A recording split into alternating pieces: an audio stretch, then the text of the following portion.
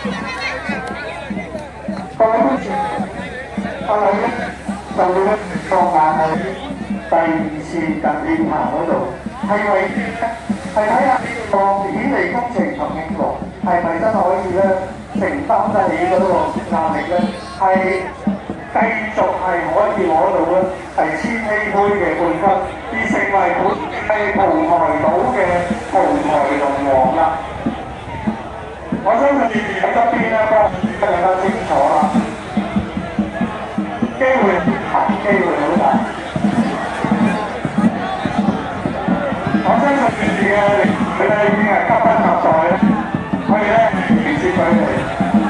請部分我嘅建議小心個龍舟。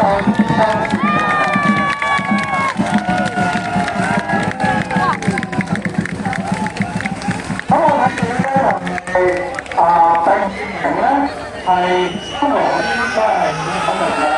咁但係第一個有第三第四先講得清楚，我希望快能夠宣佈。不過呢度可唔可以